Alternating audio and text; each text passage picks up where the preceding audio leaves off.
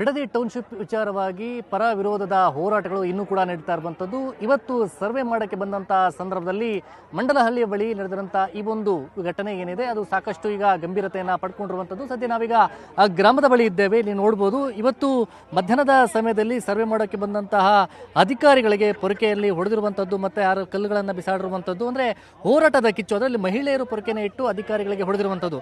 ಯಾವುದೇ ಕಾರಣಕ್ಕೂ ನೀವು ಸರ್ವೆ ಮಾಡೋಕ್ಕಿಲ್ಲ, ಬರುವಂತಿಲ್ಲ. ಆದರೆ ನೀವು ಇಲ್ಲಿ ಯಾವುದೇ ರೀತಿಯಾದಂಥ ವಿರೋಧದ ನಡುವೆಯೂ ಕೂಡ ಗ್ರಾಮದಲ್ಲಿ ಬಂದು ಸರ್ವೆ ಮಾಡೋಕ್ಕೆ ಮುಂದಾಗಿರುವಂಥ ತೀರಾ ಕೂಡ ಆಕ್ರೋಶ ವ್ಯಕ್ತವಾದಂಥ ಜೊತೆಯಲ್ಲಿ ಮಹಿಳೆಯರು ಮತ್ತು ವಿಷದ ಬಾಟಲಿಯನ್ನು ಇಟ್ಕೊಂಡು ಹೋರಾಟವನ್ನು ಮಾಡ್ತಾ ಇದ್ದಾರೆ. ನಾವು ಒಂದು ವೇಳೆ ಈ ಥರ ಬಂದರೆ ಕುಡಿತೀವಿ ಅಂತೇಳಿ ವಿಷವನ್ನು ಇಟ್ಕೊಂಡು ಕುಡಿತೀವಿ ಅಂತೇಳಿ ಅವರು ಆಕ್ರೋಶ ವ್ಯಕ್ತಪಡಿಸ್ತಾ ಇರುವಂಥದ್ದು. ಜೊತೆಗೆ ಸರ್ಕಾರ ವಿರುದ್ಧ ಒಂದು ಘೋಷಣೆಗಳನ್ನು ಕೂಡ ಕೂಗ್ತಾ ಇರುವಂಥದ್ದು.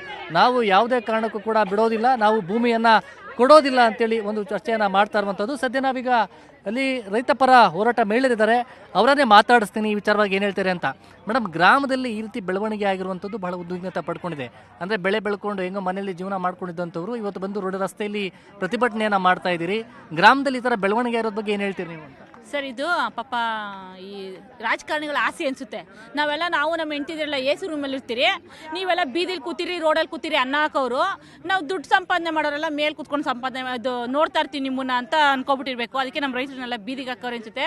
ಇದು ಗ್ರಾಮದಲ್ಲಿ ಸರ್ಕಾರದವರೇ ಇದು ಉನ್ನಾರ ಮಾಡಿರೋದು. ಎತ್ಕಟ್ಟಿ ನಮ್ಗೇನೆ ನಮ್ಮ ಜನಗಳನ್ನಲ್ಲೇ ನಮ್ಮ ರೈತರಲ್ಲೇ ತಂದಿಕ್ಕಿ ನೀವು ಮಾಡಿಸ್ಕೊಳ್ಳಿ, ಅವ್ರು ಬೇಡ ಅಂತಂದ್ರು ಅವಾಗ ನಿಮ್ಮ ಪರವಾಗಿ ನಮ್ಮ ಸರ್ಕಾರ ನಿಂತ್ಕೋತದೆ ಅಂತ ಅವರೇ ಮಾಡಿಸಿರೋದು ಸರ್. ಇದು ಸರ್ಕಾರನೇ ನೇರ ಹೊಣೆ. ನಮ್ಮ ರೈತರುಗಳಿಗೆ ಏನೇ ಒಂದು ಅಪಘಾತ ಆಗಲಿ, ಏನೇ ಒಂದು ಅವಘಡ ನಡೆದ್ರು ಇದಕ್ಕೆ ನೇರವಾಗಿ ಹೊಣೆ ಸರ್ಕಾರನೇ. ಇವತ್ತು ನಾವು ಕೊನೆಯದಾಗಿ ಎಚ್ಚರಿಕೆ ಕೊಡ್ತೀವಿ ನಮ್ಮ ಹೆಂಗಸರೆಲ್ಲ, ಲೇಡೀಸ್ ಎಲ್ಲರೂ ಅಷ್ಟೇ.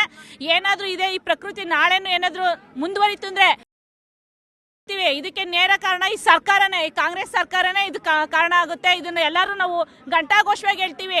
ಏನಪ್ಪ ಎಲ್ಲರೂ ರೆಡಿನಾ ಕೇಳಿಸ್ಕೊಳ್ಳಿ.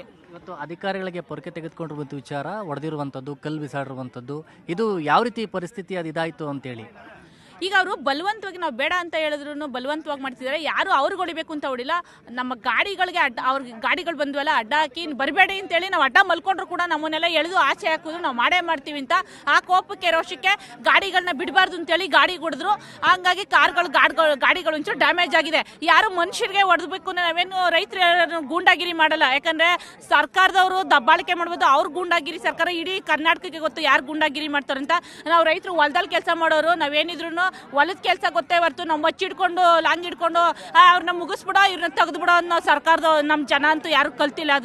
ಅದು ಅನಾವಶ್ಯಕವಾಗಿ ಏನು ಇವರು ನಾವು ಬೇಡ ಅಂತಂದ್ರು ಬಂದ್ರು ಆ ಕೋಪದಲ್ಲಿ ಗಾಡಿಗಳಿಗೆ ಹೊಡೆದು ನಿಲ್ಸೋಣ ಅಂತ ಹೋದ್ರು. ಆ ಟೈಮಲ್ಲಿ ಗ್ಲಾಸ್ಗೆ ಒಂದು ಕಲ್ಗಳು ಬಿದ್ದಿರೋದು ನಿಜ. ಹಂಗಾಗಿ ಯಾವುದೇ ರೀತಿ ಬೇರೆ ಯಾರಿಗೂ ನಾವು ತೊಂದರೆ ಮಾಡಬೇಕು, ಅವ್ರನ್ನ ಏನೋ ಮಾಡ್ಬಿಡ್ಬೇಕು ಅಂತ ನಾವು ಯಾರು ಏನು ಹೋರಾಟ ಇದು ಕಂಟಿನ್ಯೂ ಆಗುತ್ತೆ. ಈಗ ನಿಮ್ಮ ಮೇಲೆ ಕೂಡ ಕೇಸ್ ಆಗುತ್ತೆ ಅನ್ನೋದು ಹೇಳ್ತೀವಿ. ನಾವು ಕೇಸ್ ಹಾಕೊಂಡ್ರು ನಾವೇನು ಯಾರು ಎದ್ರಲ್ಲ, ನಾವೇನು ಕೊಲೆ ಮಾಡಿಲ್ಲ, ಮರ್ಡರ್ ಮಾಡಿಲ್ಲ, ಇಲ್ಲ ಯಾರ್ದಾರ ಆಸ್ತಿ ತಂದು ಎತ್ತಾಕೊಂಡು ಬಂದಿಲ್ಲ. ಅವ್ರು ಕೇಸ್ ಹಾಕ್ಬಿಟ್ಟು ಕಳಿಸ್ತಿದೆ. 1010 ಕೇಸ್ ಹಾಕೊಳ್ಳಿ. ರೈತರೇನು ಹಂಗಾರೆ ಕೊಲೆ ಮಾಡೋ ಇದು ಕಳ್ರ ಅಂತ ಕಳ್ರಿಗೆ ಅಂತ ಫೆಸಿಲಿಟೀಸ್ ಕೊಡ್ತೀರಾ ಜೈಲ್ಗಳಲ್ಲಿ? ನಾವು ರೈತರಿಗೆ ಯಾಕೆ ಕೊಡಲ್ಲ? ನೀವು ನಮ್ಮನ್ನ ಮತ್ತೆ ಬೀದಿ ಕುಡಿಸ್ತೀರಾ? ಕೊಲೆ ಮಾಡಿದ್ರು ಮರ್ಡರ್ ಮಾಡಿದ್ರನ್ನೆಲ್ಲ ಸ್ಟೇಷನ್ ಅಲ್ಲಿ ಕುಡಿಸ್ಕೊಂಡು ಏನ್ ಬೇಕು, ಬಿರಿಯಾನಿ ಬೇಕು, ಚಿತ್ರಾನ್ನ ಬೇಕೆ, ಅವ್ರಿಗೆ ಏನ್ ಬೇಕು ಸವಲತ್ತು ಕೊಡ್ತೀರಾ? ನಮ್ಗೆ ರೋಡಲ್ಲಿ ಯಾವುದೇ ಕಾರಣಕ್ಕೂ ಹಾಗಾದ್ರೆ ನಿಮ್ಮ ಹೋರಾಟ ನಿಲ್ಲಲ್ಲ, ಭೂಮಿ ಕೊಡಲ್ಲ ಅಂತ? ಯಾವುದೇ ಕಾರಣಕ್ಕೂ ಭೂಮಿನೂ ಬಿಡಲ್ಲ. ಅಕಸ್ಮಾತ್ ನಮ್ಮ ಹೆಣದ ಮೇಲೆ ನಾವು ತಗೊಂಡೇ ಹೋಗ್ಲೇಬೇಕು ಅಂದ್ರೆ ನಾವೆಲ್ಲ ನಮ್ಮನ್ನ ಸಾಯಿಸ್ಬಿಟ್ಟೆ ತಗೊಂಡೋಗ್ಲಿ. ಎಸ್, ಇದು ಕೂಡ ಇಲ್ಲ ರೈತ ಪರ ಹೋರಾಟಗಾರರು ಎಲ್ಲರೂ ಕೂಡ ಮಹಿಳೆಯರು ಮತ್ತೆ ಎಲ್ಲರೂ ಕೂಡ ಈಗ ನಡು ರಸ್ತೆ ಕೂತು ಯಾವ ಜಾಗದಲ್ಲಿ ಸರ್ವೆ ಮಾಡ್ತಾ ಇದ್ರು ಅದೇ ಸ್ಥಳದಲ್ಲಿ ಧರಣಿಯನ್ನ ಕೂತಿದ್ದಾರೆ.